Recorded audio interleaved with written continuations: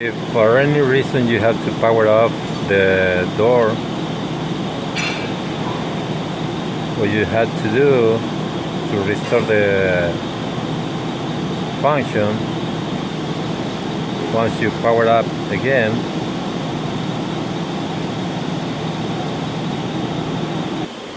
so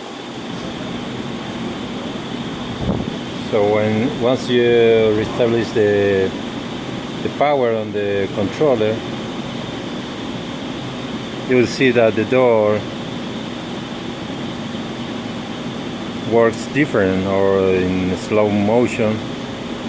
but you need to close it if it's open and open it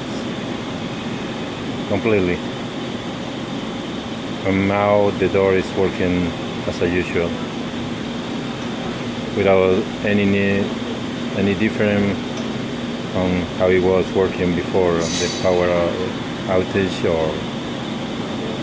the power off or lockout.